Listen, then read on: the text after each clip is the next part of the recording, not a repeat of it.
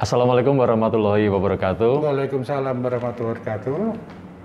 Apa kabar pemirsa Radar Semarang TV? Kita berjumpa kembali dalam obrolan asik tentang COVID-19 bersama saya Sulis SA. Obrolan ini terselenggara atas kerjasama Harian Jawa Pos Radar Semarang dengan Satgas Penanganan COVID-19 Pusat. Pemirsa, seperti kita ketahui, sudah hampir 1 tahun kita bergelut dengan pandemi COVID-19 yang sampai saat ini kita belum bisa dalam tanda kutip memenangkan pertempuran. Tapi mudah-mudahan ikhtiar kita bersama dengan mulai divaksinasi seluruh komponen masyarakat, mudah-mudahan ini bisa mengatasi pandemi COVID-19. Banyak hal yang terdampak akibat COVID-19, mulai dari warga yang terpaksa harus WFH, kemudian kegiatan belajar mengajar, perkuliahan yang harus melakukan daring, dan juga aktivitas masyarakat yang terhambat, perekonomian yang juga mengalami penurunan. Termasuk juga adanya kekhawatiran, yakni pandemi memicu jumlah kehamilan pada pasangan usia subur. Ada kekhawatiran warga enggan melakukan program KB karena harus pergi ke pelayanan fasilitas kesehatan. Ada yang takut nanti tertular COVID-19 dan sebagainya. Nah, benarkah selama pandemi jumlah warga, khususnya Kota Semarang, mengalami penurunan keikutsertaan mereka pada KB? Lantas upaya apa yang dilakukan oleh Dinas Pengendalian Penduduk dan Keluarga Berencana Disdalduk KB Kota Semarang dalam mengencarkan kembali program keluarga berencana khususnya bagi pasangan usia subur? Benarkah ada kekhawatiran timbulnya baby booming di masa yang akan datang? Ini tema yang akan kita bahas, pemirsa, bersama dengan Kepala Dinas Pengendalian Penduduk dan Keluarga Berencana Disdalduk KB Kota Semarang, Bapak Gurun Rias Moko. Saya sapa Pak Gurun. Apa kabar Pak Gurun? Alhamdulillah. Sehat Pak Gurun? Amin barakallah. Kalau ketemu Pak Gurun itu selalu senyum dan tertawa. Amin barakallah. Ini meningkatkan imunitas tubuh kita amin, juga amin. Loh Pak. Ya Mas Ulisa saja. Ini lama tidak berjumpa ini sama Pak Gurun. Gara-gara pandemi juga ya, betul, terpaksa harus membatasi. Mas sehat, kita harus jaga kesehatannya. Yang paling penting itu Pak Gurun. Ya. Baik, kita ganggu waktunya Pak Gurun di tengah-tengah kesibukan Bapak. Melayani warga masyarakat khususnya terkait pengendalian penduduk dan keluarga berencana di Kota Semarang. Saya ingin tahu ini Pak Gurun, seperti apa pelaksanaan program keluarga bencana KB ini, keluarga berencana KB selama pandemi di Kota Semarang? Alhamdulillah, selamat pagi para pemirsa khususnya dari Radar Semarang, ya Bos, Mas Sulis. Ya. Rekan kami terima kasih sekali. Pertama kita selalu mensyukuri nikmat Allah. Kita masih diberikan suatu nikmat sehat, Mas. Alhamdulillah bisa bersilaturahmi. Saya lihat Mas Sulis seger sekali nih. Nah, ini berarti sehat. Pertama, memang untuk menjaga di masa pandemi atau COVID-19 ini, kita ini harus sehat dalam arti dari kita sendiri. Betul. Ya, ini yang pertama. Jadi itu. Kemudian berkaitan dengan tugas kami, Disdalduk KB atau Dinas Pengendalian Penduduk dan Keluarga Berencana, Mas Sulis, ini perlu saya sampaikan, itu ada dua visi sebenarnya. Yang pertama, Dinas Pengendalian Penduduk itu berkaitan dengan masa kependudukan, tapi bukan Dinas Pendudukan dan Catatan Sipil, jadi beda. Dukcapil, ya, gitu ya. Kami lebih berfokus kepada masalah kesehatan, kaitannya dengan saat ini terjadi suatu hal yang sangat mengembirakan, yaitu bonus demografi. Bonus demografi. Nah, itu Dinas Penduduk. Nah, di dalam bonus demografi itu usia produktif ini lebih banyak, tentunya ini akan menjadi aset nasional, tentunya aset bangsa yang apabila bisa dikelola dengan baik, kemudian diarahkan dengan baik dengan melibatkan semua stakeholder, insya Allah ini akan apa yang diarahkan oleh Bapak Presiden Indonesia Emas tahun 2025 ya, 2045 ya, ini akan tercapai. Nah, di dalam kegiatan ada pertama ada Dinas Pendudukan tadi Mas satu, dan insya Allah nanti sebentar lagi juga ada sensus penduduk. Nah, penduduk di mana kita dilibatkan untuk kepastian dalam arti berapa jumlah penduduk, karena kalau tidak salah hampir 271 juta ya. Ini, nah ini ada data yang harus kita evaluasi lagi. Kemudian yang kedua tidak KB, nah Tita KB tadi, Mas Sulis menanyakan bagaimana di masa pandemi ini hampir 1 tahun Mas, mulai April ya. Jadi dari Dinas Pengendalian Penduduk sesuai arahan Bapak Wali Kota, Bapak Indra Priyadi SEMM, beliau merubah mindset kita. Kalau di dalam masalah perkabian itu kaitannya orang dulu kan pada datang ya, tapi karena pandemi COVID ini tentunya harus ada protokol kesehatan, itu yang utama, Mas. Iya, iya. Kita selalu setiap kegiatan harus berada protokol kesehatan. Tidak boleh berkerumun banyak sesuai dengan ketentuan, lihat ruangannya. Yeah. Kalau ruangannya kecil tentunya lebih baik kita hanya dibatasi 50% atau mungkin kurang, itu tidak boleh. Itu pertama. Kemudian yang kedua, protap itu kita tetap laksanakan. Sebelum masuk ruangan, kita harus cuci tangan, syukur pakai hand sanitizer, pakai termogan, ya jelas. Masker kewajiban, tidak boleh dilepas. Masker pun harus sesuai dengan standar itu ya. Kemudian berjaga jarak, dan kita selalu menginformasikan bahwa OTG ini yang paling kita rawan. Karena apa? Kita sudah menggunakan masker, jaga jarak segalanya. Tetapi kalau kita tidak tahu ada orang-orang yang tidak mau tahu, itu yang repot. Maka kita memberikan penyuluhan ke masyarakat itu. Jadi di samping penyuluhan KB juga kita selalu mengingatkan untuk 5M, termasuk juga kita juga imun kita harus. Ini salah satunya Mas Sulis tadi. Pak Gurun, ada anggapan benarkah selama pandemi jumlah kehamilan pasangan subur meningkat ini Pak? Karena itu banyak di rumah. Ya itu mungkin kan harus baru didata Mas ya, dikaji. Mungkin ada tapi signifikan Mas ya, karena mungkin banyak tidak keluar, mungkin. Tapi sebenarnya kalau kita pasangan subur meningkat, kondisi ini sebenarnya masih relatif dalam arti masih cukup bisa dikendalikan. Karena gini, perlu saya sampaikan, di dalam Dinas Pengendalian Penduduk dan KPD Mas Sulis, kita ini sekarang merubah mindset jemput bola Mas. Seperti apa contohnya? Jemput bola itu kita langsung kepada para kader yang di lapangan PLKB, itu melalui para kader yang di lapangan, kita mendatangi per kecamatan dan per kelurahan. Jadi kita yang di sana. Kemudian memberikan edukasi dan memberikan alat kontrasepsi secara gratis, Mas. Jadi pelayanan, nah kita didukung satu dari Dinas Kesehatan Kota oleh Pak Akam, Ikatan Bidan Indonesia, Bu Isti, ya, IBI Semarang itu. Nah, kemudian dari Pak Ketua ke puskesmas, jadi tidak perlu mereka harus, dan kita punya Moyan. Moyan itu mobil untuk pelayanan. Jadi kita langsung ke sana. Contohnya Mas, pada saat kita ini ada ibu-ibu pertemuan di kampung, ya ini perlu saya sampaikan lewat Radar Semarang ini, pertemuan ibu-ibu yang di kampung yang mungkin tidak bisa meninggalkan terlalu jauh, mobil pelayanan KB kami siap mendatangi. Seperti konsepnya Bapak Wali Kota, yaitu mobil ambulan hebat. Jadi datang, kita pun juga datang, ada satu bus dengan tenaga medis yang ada, melibatkan puskesmas setempat, kemudian ibu pun tidak perlu jauh-jauh, cukup di lapangan aja yang bisa parkir mobil, di situ selesai langsung pulang. Nah, pada kesempatan ini kami menghimbau kepada para petugas kesehatan untuk bisa memberikan motivasi dan edukasi. Kalau KB pasangan subur itu bojo suntik tok karupil, kalau bisa MKJP itu lebih aman, dan lebih kalau lupa enggak terus jadi baby boom lagi Mas. Itu loh. Itu. Pak Gurun, mohon maaf, mungkin banyak warga atau masyarakat yang belum tahu MKJP itu apa?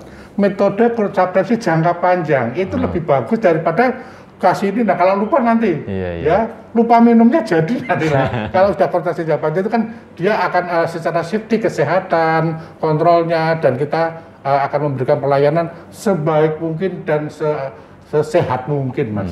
Itu Mas Sulis. Jadi di Sdaldu KB Kota Semarang mendorong masyarakat untuk ikut program KB jangka panjang ya Pak ya? Harapan jadi nggak perlu datang bolak-balik ke fasilitas kesehatan ke bidan gitu ya Pak ya? Dan gratis loh Mas. Nah itu yang perlu dijelaskan Pak. Kenapa bisa gratis Pak? Mungkin bisa disampaikan. Alhamdulillah Bapak Presiden, kemudian melalui Bapak Gubernur dan Bapak Wali Kota, alat-alat kontrasepsi itu sudah dianggarkan di pusat Mas. Kami sebagai pelaksana masyarakat ini memberikan edukasi. Kalau nanti ada KB lewat di bayar lapor pada saya langsung. Oh, kalau ada gitu. Warga langsung lapor kepada dia. Gitu. Kalau kami ya, karena kami untuk kondom, IUD, implan segalanya, pil ya, itu kita subsidi semuanya gratis. Itu untuk seluruh warga masyarakat ya Pak? Tanpa iya, warga masyarakat Semarang tanpa syarat Pak. Usul mau ber-KB aja, MOW, untuk wanita dan OB untuk laki-laki, kita ini sangat membutuhkan. Jadi jangan sampai mereka sudah mau, sudah mendukung program pemerintah, tapi mereka ditarik biaya. Itu. Kita juga bersama dengan Kodim 0733 Mas, lewat Babinsa. Ya, itu juga sama. Lewat aparat kepolisian juga semuanya. Kemudian untuk mobil moyan tadi kami ceritakan, kami tidak hanya kepada masyarakat, tetapi kepada instansi juga, Mas. Pak, kalau tidak salah, beberapa waktu lalu Kota Semarang mendapat bantuan ya, DAK dari pemerintah pusat. Betul, Mas. Untuk pelayanan KB implan kalau nggak salah, Pak. Itu gratis ya, Pak ya. Kita bersama Kabupaten Demak ya. Betul, jadi pilot project. Tahu. Pas di sana Pak. Ya, bisa disampaikan apa ini untungnya bagi Semarang Pak? Untungnya yang pertama Mas Sulis daripada pemerintah dari Rada Semarang, kita mendapat kepercayaan dari DAK yang ada di pusat itu, Semarang sebagai salah satu contoh, karena Semarang ini untuk pelaksana KB itu ya yang 25 tahun Mas, kita ini juara pertama tingkat nasional walaupun dalam kondisi pandemi. Wah, luar biasa. Ini penghargaan itu. Kedua, kita ini dari pusat datang kemarin di Kelurahan Tanjung Mas di wilayah Bondoharjo, dan itu ada pelayanan KB yang langsung dari bidangnya itu memberikan pelayanan kepada warga masyarakat, dan ini betul-betul ditinjau dari pusat. Apakah dana DAK itu langsung diterimakan oleh warga dan tadi gratis tadi Mas. Dan alhamdulillah Kota Semarang menjadi contoh bersampel untuk program KBM KJP tadi tingkat nasional. Dan insya Allah pada besok pagi kalau jadi Mas, itu Pak Dr. Hasto bersama Kepala BKKP yang baru, Bapak Dr. Gigi Wikyono juga akan menyampaikan satu program yang pada waktu Rakernas oleh Bapak Presiden, Bapak Joko Widodo, dikaitan dengan stunting tadi Mas. Stunting anak yang lahir kurang beruntung, atau dalam arti di sini perlu dicegah sekali. Karena apa? Kalau bayi itu lahir stunting dalam 1000 hari tidak ada penanganan yang baik, tentunya akan membawa generasi tadi. Ada jadi lost generasi tadi. Sayang Mas, pada kalau itu Mas, kalau tidak dimulai sekarang. Itu kan. Pak Guru, bisa dijelaskan ya korelasi antara kalau terjadi kehamilan yang tidak diinginkan, kemudian jumlah penduduk yang meningkat, korelasinya dengan kualitas SDM, khususnya di Kota Semarang. Matur Mas, jadi ini jelas korelasi sangat erat sekali. Karena apa? Apabila anak perempuan menikah belum usianya yang pantas, 20 tahun, laki-laki 25 tahun, ini secara medis mereka belum siap Mas.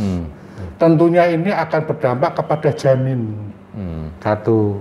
Kedua, kalau janinnya itu lahir, ditakutkan kalau tadi pengetahuan masalah kesehatan, struktur di dalam tubuh mereka belum siap secara medis, ini yang ditakutkan kelahirannya nanti anaknya akan terjadi tadi masalah satunya stunting tadi. Kemudian tentunya kalau sudah lahir kan tidak mungkin anak sudah lahir dalam kondisi gizi tidak mutu dilepukkan, kan tidak mungkin. Nah itu tentunya akan menjadi beban. Nah anak yang sudah lahir itu tentunya akan menjadi beban, pertama jadi orang tuanya. Kedua tentunya akan menjadi beban kalau tidak bisa secara optimal dibuat suatu kesehatannya, itu akan menjadi beban pemerintah tentunya, dan kaitannya dengan bonus demografi tadi Mas. Jadi berdampaknya tentu banyak sekali ya. Kalau sudah dewasa nanti akan menjadi beban ekonomi, ya kan, SDM-nya tidak pas, kemudian kaitannya dengan masalah yang sewu, kalau tidak kerja segalanya akan jadi beban keamanan ya. Itulah salah satu contohnya itu Mas. Dampaknya sangat kompleks. Kompleks. Tidak hanya dampak sosial, ekonomi juga, tentu keamanan juga ini yang perlu diperhatikan juga.